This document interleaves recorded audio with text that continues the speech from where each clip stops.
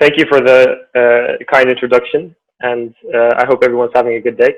I'd like to sort of introduce the conversation with a small sort of description of what I'm doing and also what this presentation will be about. I've only jotted down some ideas of what I want to talk about because the whole subject is very vast, and I'm sure a lot of you have already heard about studying in the UK many times before in presentations and in other talks. So I want to sort of talk more about my own personal experience, and I sort of put on a provocative title on purpose. Is it a path to success or is it an overrated experience? And of course, this isn't just a philosophical question. It's to do with the practicalities of studying, of doing a university degree. And here in the UK, those who pursue standard education here in the UK don't necessarily go down a path of university studies.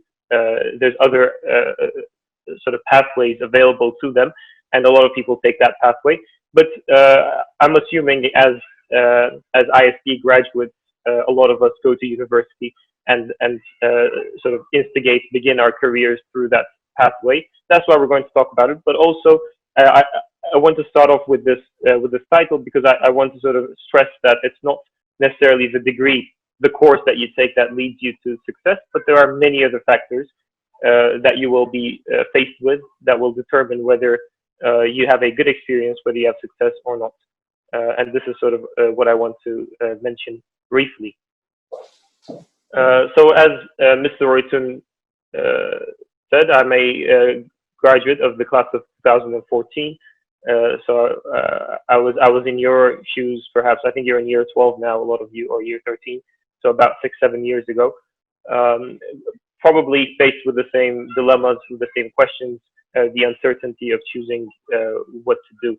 So where you are standing now, what is ahead of you is the following sort of list that I've put together. A career choice is what you're looking into, right? While by studying a course in university, by reading that course, you are aiming to get a head start into that career that you wish to pursue. If you want to be a doctor, you have to study medicine, or you have to choose another pathway that leads to becoming a doctor, like biomedical science and then a PhD or something. It's clearly up to you. If you want to be a lawyer, you have to decide whether you want to be a solicitor or a barrister or what kind of lawyer you want to be, and then you step into that field. You study business or you study law with business, and then you complete that with a master's, etc. So here, when you look at university courses, you're actually looking at your career path, where you want to be in 5 years, where you see yourself in ahead of time, and then how you want to reach that point. And when you look at the question in that way, it seems like the university experience is not an end on its own, but it's only a means. It's another stepping stone to where it will lead you to in life.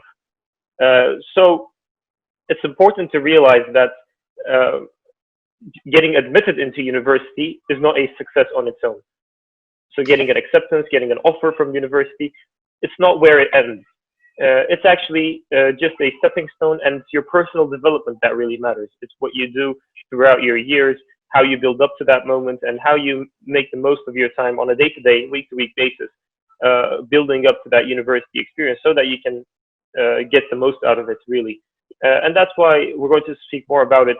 Choosing the right university, choosing the right course is of utmost importance, because more often than not, what happens is people go into a course, go into university with a certain expectation in their mind, thinking that the university degree will solve all their issues, will lead them to the successful dream life that they would like to reach, but they are disappointed by the outcome. So I will talk a little bit about what kind of experiences you will have in your first year of university when you start off this journey, and how that might affect how you will proceed onwards.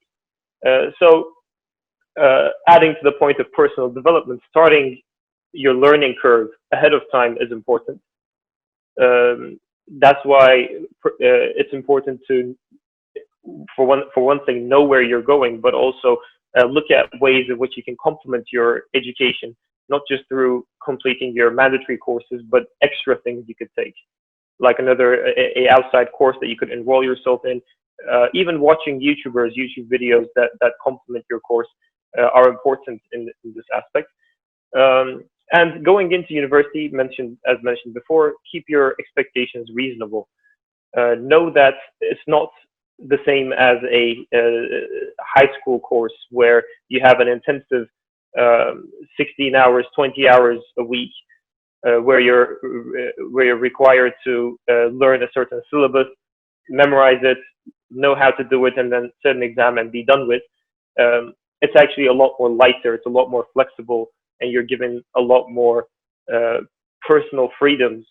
So knowing what you're getting into is important because you will be faced with a lot of decisions to take. And of course, Mr. Roytun and ISB, they organize trips to London quite often, once a year at least, I'm sure, and other parts of the UK as well. It's important to do some research. It's important to hear out different experiences like mine, but essentially no two people will have the same experience. So it's important to go and see yourself.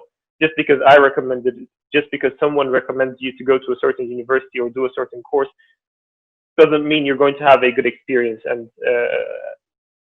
I've worked in my university. I'll talk more about it perhaps as an ambassador from my department. So I was introducing the history department. I studied history. I was introducing the history department to newcomers and in schools, etc. And what I was seeing was a lot of people were choosing their history degrees because they had a mild interest in a particular subject.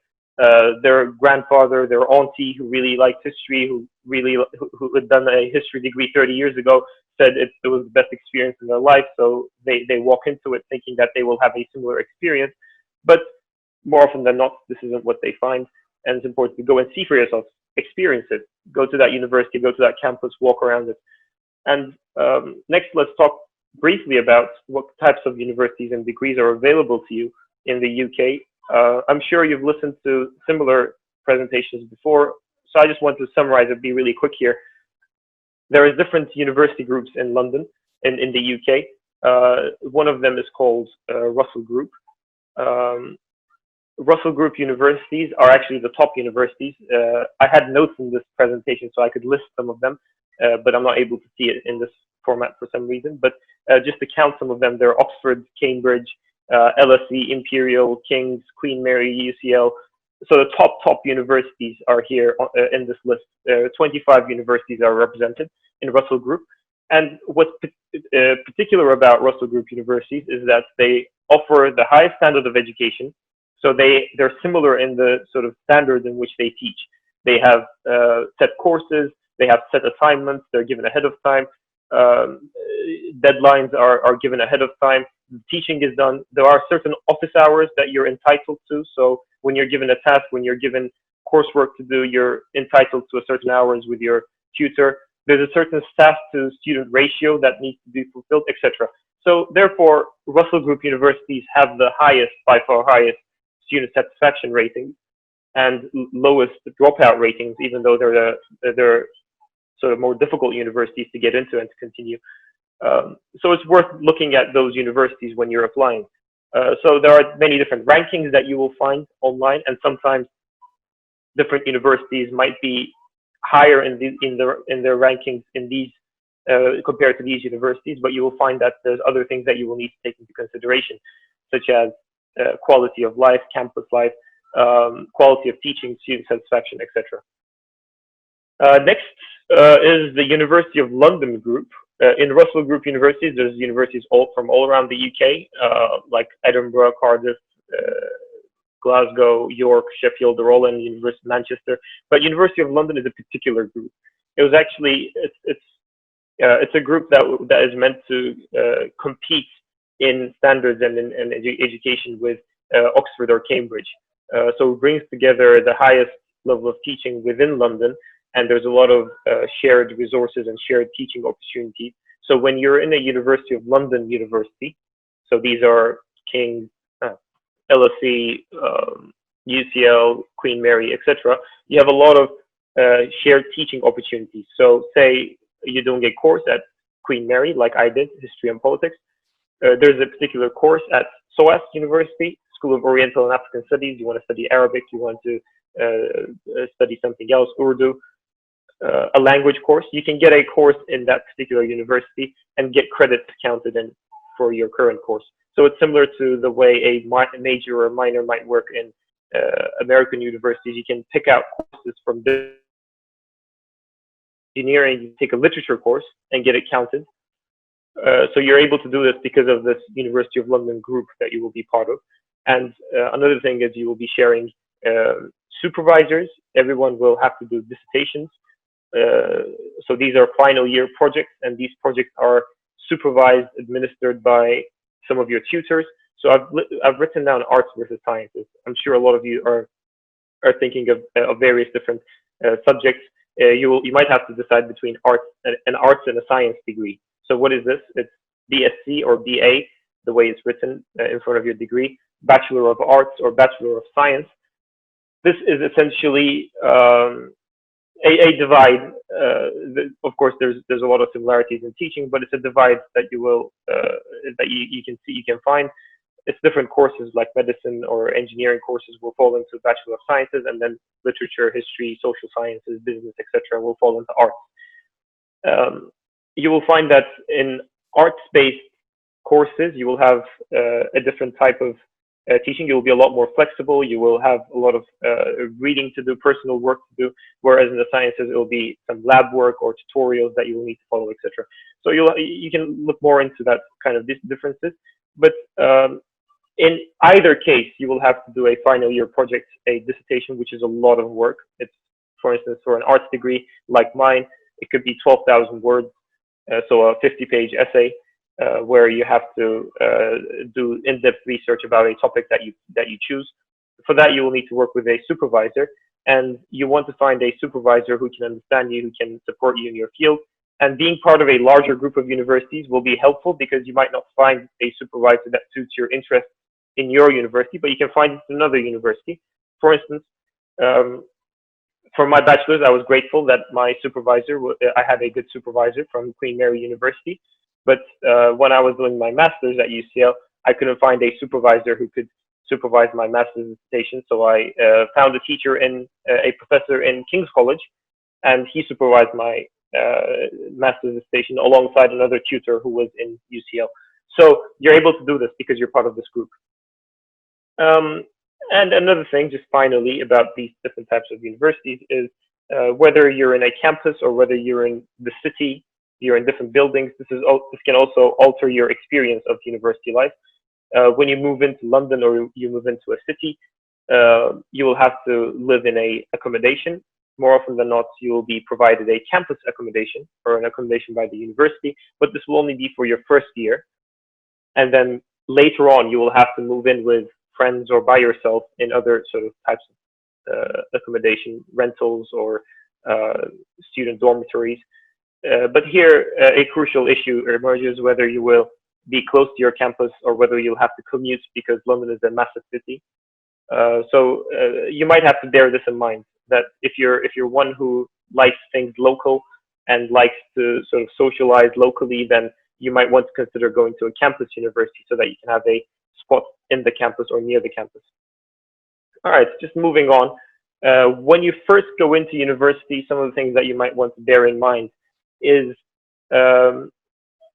you want to get to know your course really well, because sometimes when what you're presented on paper might not be the whole picture, and you might be missing out on opportunities that you only find out later on. So just to give an example of my own studies, in my first year, we were given one mandatory course, and you had to pick the rest of your 3 core modules, and then you had other related modules that you could pick.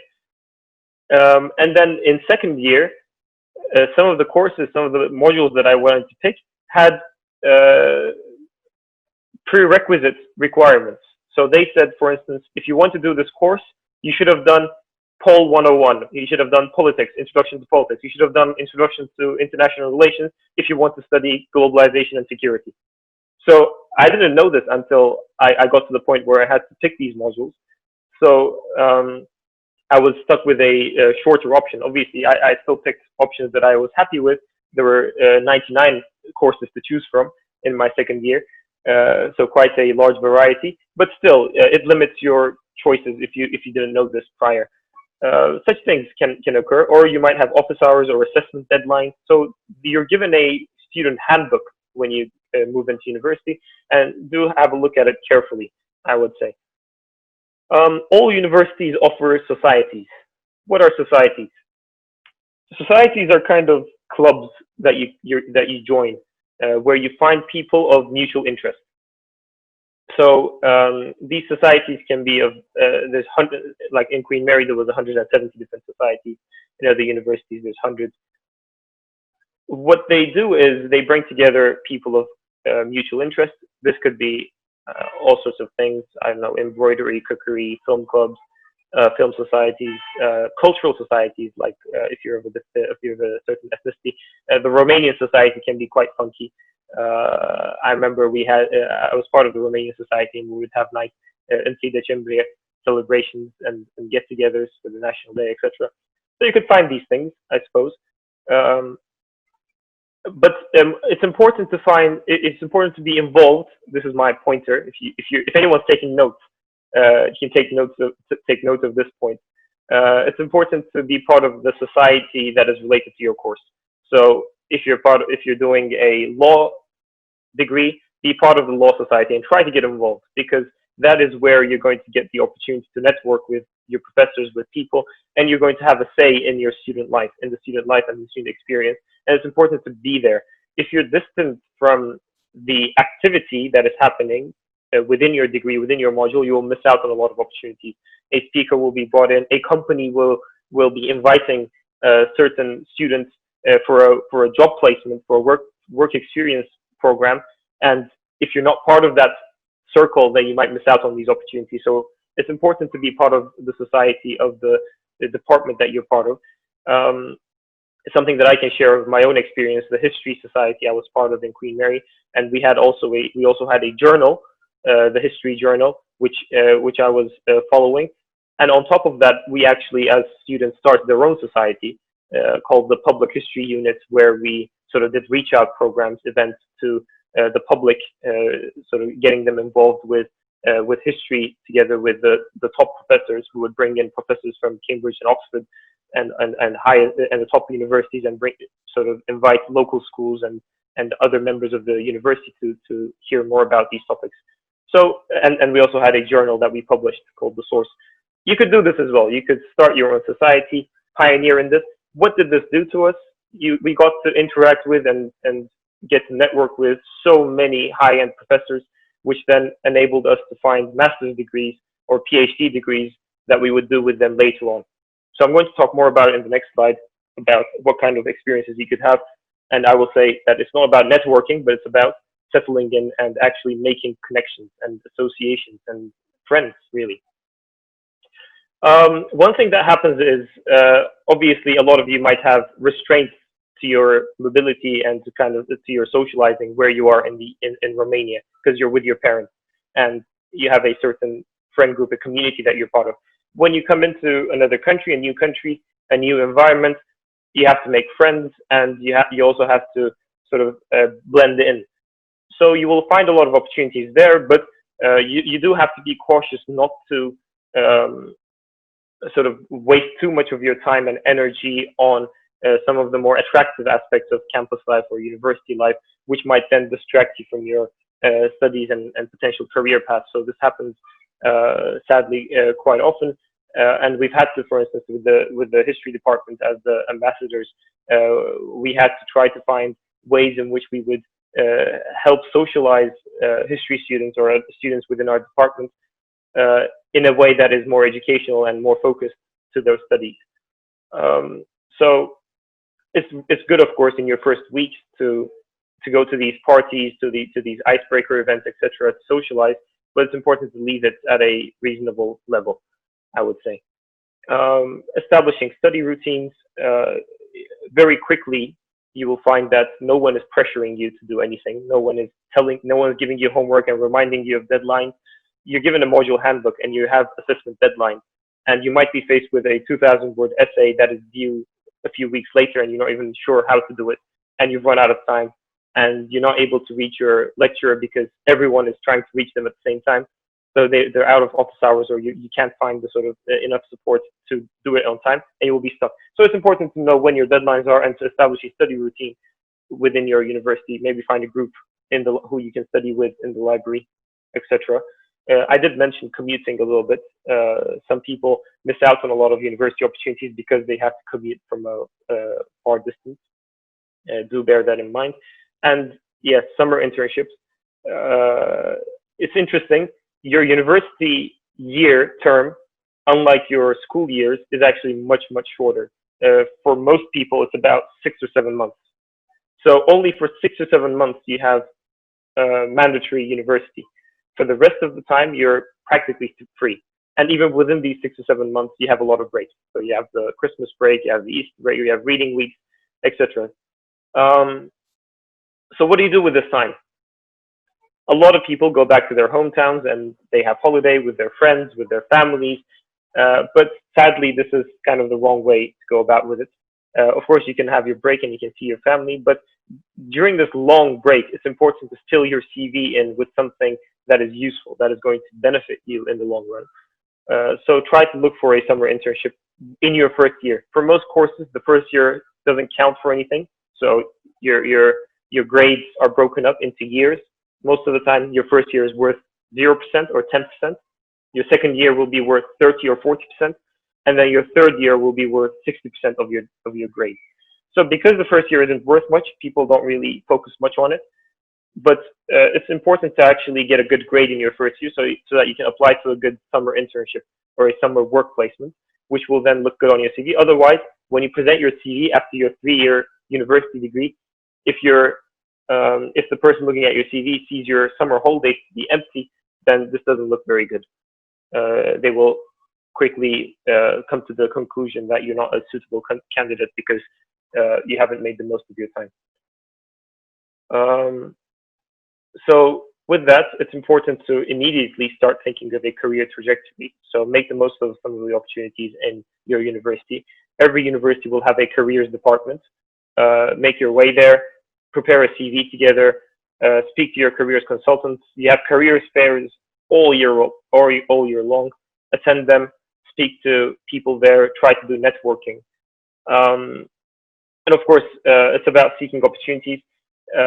You will find that you might have an idea, but a lot of people apply to the same ideas at the same time. So you might be failing in them. So keep an open eye to different opportunities. I will mention this further later on.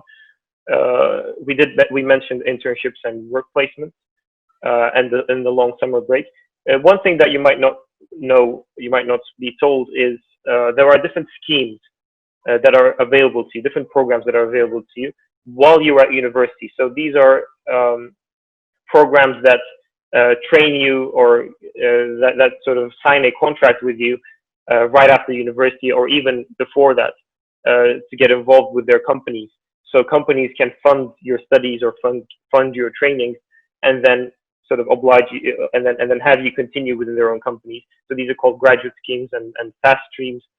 And these are very attractive. So if sometimes it's the case that people don't know about these things, but if you are in business, if you're in engineering, if you get a graduate scheme at Ford, or if you get a graduate scheme at another university, at a different company, a program, then that's very attractive, very good. I'm worried that we're running a little short of time, so I'm going to wrap it up really quickly. And master's and PhD. For that, it's important to make connections. So I was very grateful that I was able to meet with good professors, have good connections with professors. So they led me on to a master's degree that I eventually completed. So they supported me with that team to get their references to be able to get into these programs. So be close to them, spend time with them, go to events, go to their lectures. They have public events that you can attend. Go to them, ask them questions, visit them in their office hours. This is important, really, to have that connection with them so that you can move on to a graduate program and also get their insights on the field. So you're working within a field, say in computer science, and they might lead you on to areas that they think there is development in, so that so that you get that firsthand tip from those experienced professors. So do spend time with them. Live university life to the fullest. There's so many opportunities, and also you might be faced with problems, but you have support programs, support schemes in universities that might help you with, like welfare programs and care workers. Do have a look at them really when you move into university. I just said this as well. Don't network, make friends and associates. If you're in the mindset that you're going to move into university and it's just a course, you're going to study it and go back to Romania or go back to your family at every opportunity in your long summer breaks, in every single break you want to go back to your family because they miss you. Yes, that's true, and it is the case that they will miss you.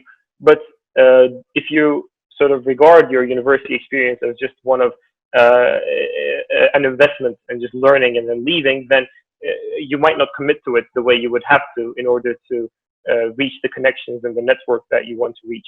So, but if you treat it as an area, a place where you are settled, where you're looking to make the most of, then I guess you will form healthier relationships with both your friends and your tutors. So if you're thinking of leaving at every opportunity and going back, then you might not make good friends. You might not make good associates of your professors. Don't be put off by failure. There's many examples to this, really. My own failures to start with.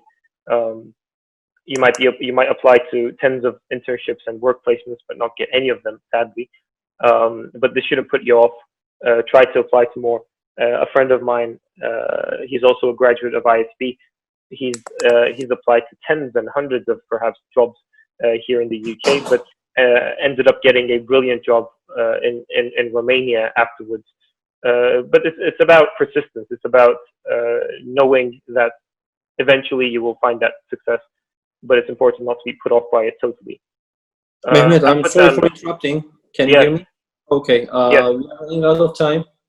You can continue, no problem. But in case the meeting is over, I'm going to start a new session. Okay, guys? So you can rejoin us. Well, it's practically finished. There's about 6 minutes left, according to the time here. If anyone has any questions, you can write them down, and I can respond to them in the meantime. Yeah, so do feel free to ask any questions, and I'll just finish off with what I've written down. Yeah, I watched your alumnus from the States, from America. She gave a brilliant presentation as well, and she mentioned reading, which I quite liked. So I'm stealing that idea.